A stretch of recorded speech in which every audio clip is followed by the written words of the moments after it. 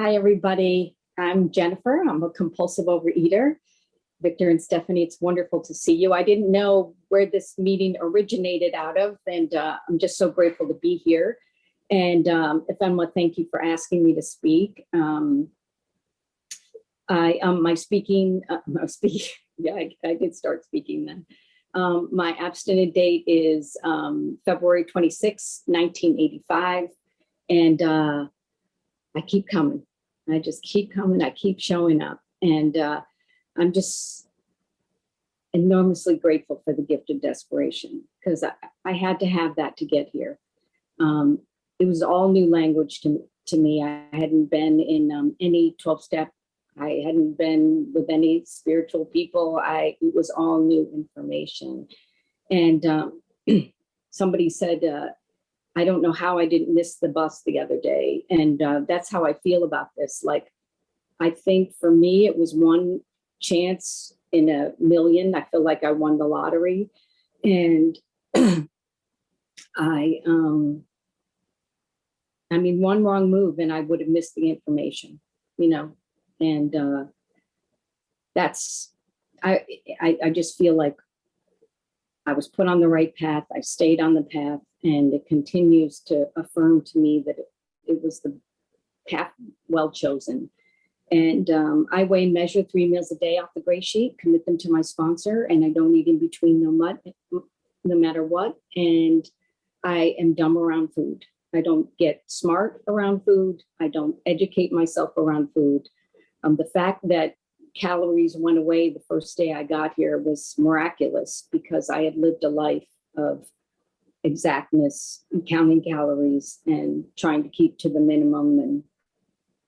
And when that goes away, as most of us know, when we hear it in other people, we're like, oh, wow.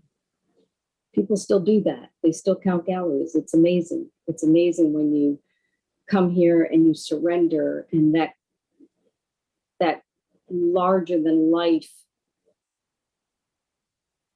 thing that was, and imagine having an iPhone now or a smartphone and being able to calculate, and oh my God, I'd be obsessed. And I'm not obsessed today, and I'm not, food doesn't call to me through the grace of God. The obsession has been lifted through the grace of God, one day at a time. I believe it's all one day at a time. I believe, like a newcomer, I'm one bite away. And I always say when I qualified that I had enough problems on the gray sheet to venture off the gray sheet. If it's a condiment and it's free, I've got to call somebody. I can't do anything without without calling my sponsor. And that's because I'm addicted. I am highly addicted to sugars and carbohydrates and alcohol. Although when I got here, I would not have said alcohol was on that list. But as soon as I got abstinent, I was like, alcohol sounds good. I liked certain sweet things, drinks. And so it's all alcohol. I am a distillery, personal distillery. I just manufacture sugars and carbohydrates. And so I have to keep them out of my system. I have to ask at restaurants. I have to be very clear. I have to check my labels, even on salt. A lot of us come in here and we forget that the most innocent thing, that shaker, is loaded with sugar. Who knew? Why? But then we come to find out that almost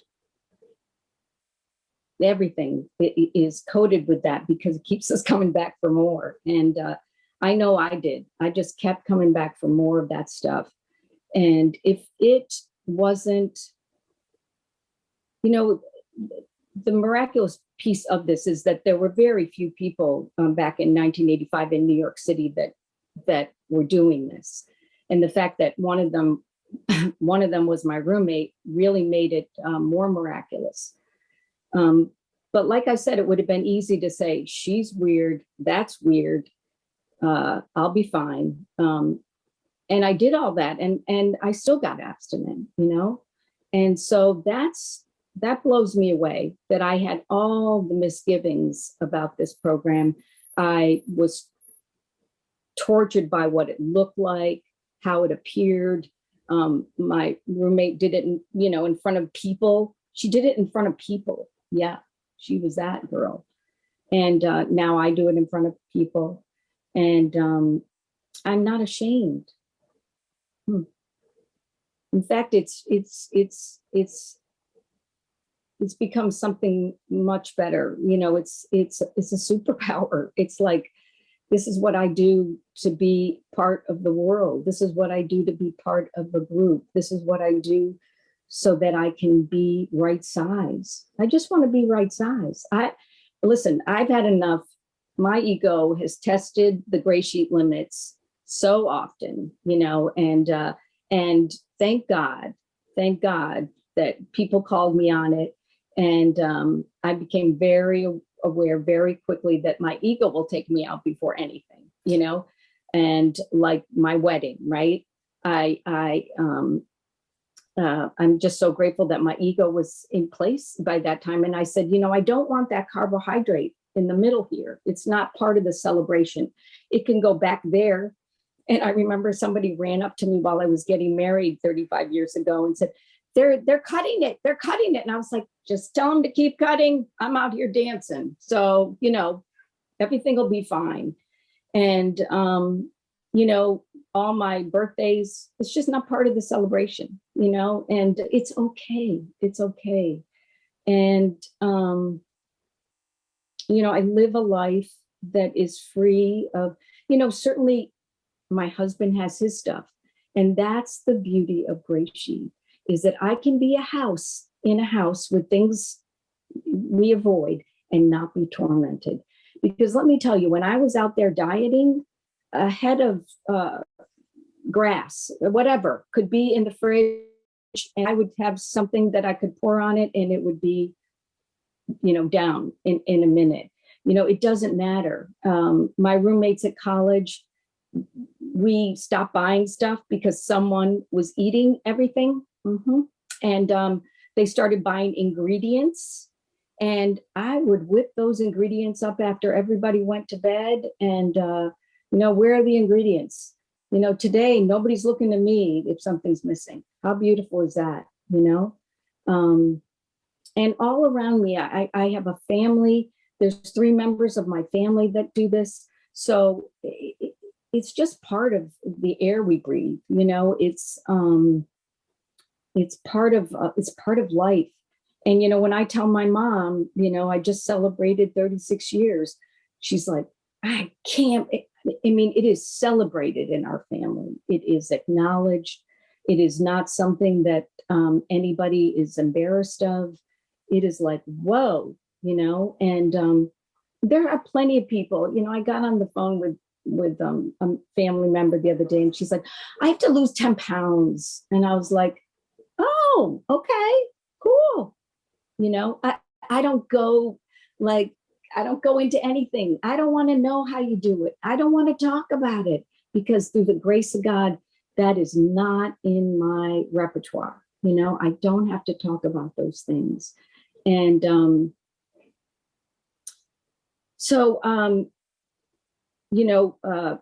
will tell you, my eating was horrendous. I couldn't stop. I would get bigger and bigger by the day. And I could gain 20 pounds in a weekend. I heard somebody say the other day that they could go up a dress size. So could I. She was busting out of her dress by the end of the weekend. And I get it. I totally get it. Been on a lot of different drugs that a doctor gave me so I could be in a fashion show back in the day. And I think he started giving me a placebo because I was just like, I'm out of pills. I'm out of pills. I'm out of pills. And, just that desperateness. And I remember when we were cleaning out my grandmother's things, there were tons of bottles of diet pills, and the girdles. I remember her in her girdles. And I thought, this, and my dad was an alcoholic. So it's a very natural state of being in our family, that some of us are addicts. A lot of us are addicts.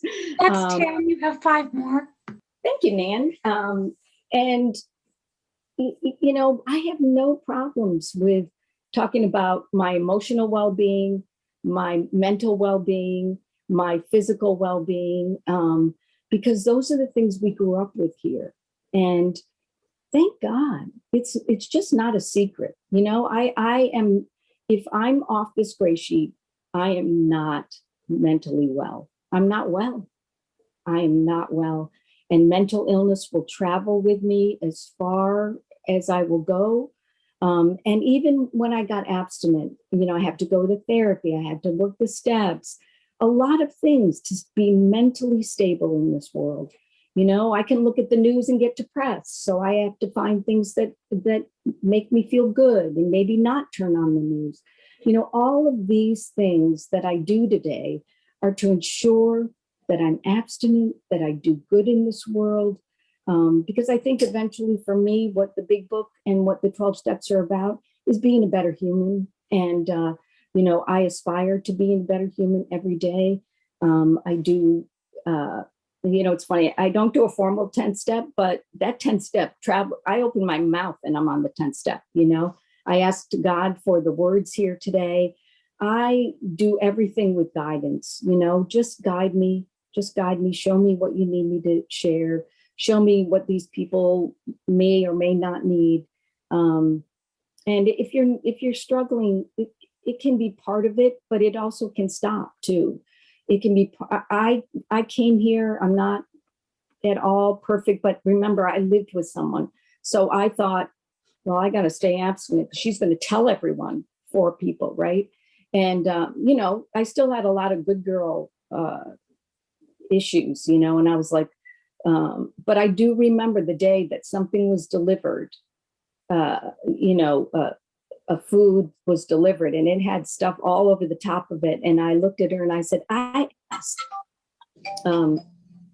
sorry guys, that was the phone. I said, I asked. And she was like, you may want to call your sponsor. And I was like, I asked, I told them no, you know, and through the grace of God, I had something, probably, I don't remember it being a great meal, but the next day I woke up abstinent. And that is worth everything. Making that phone call. I was literally salivating when the stuff was delivered. And I was so mad at her. I just wanted to tell her to F off and, you know, I wish I had a place to go because I would have left. But, you know, today we're still good friends. And I think she has about 40 years and God bless her, you know, thank God. So I think that's it. And I wish you all continued abstinence. And I think for me, this was God's way to get my attention. And now I get to walk with God. I would never have been on a path with God if my food hadn't been my issue. And I'm just glad I heeded the call. You know, I think we're all called at some point to do something, you know, it doesn't necessarily have to be food, but I'm just so glad that I got here. I'm still in awe of it. I'm still in awe of it. It's still, every day it's fresh. And so I just want to thank you all. I bless you all. Have a wonderful abstinent day. Thank you, Nan.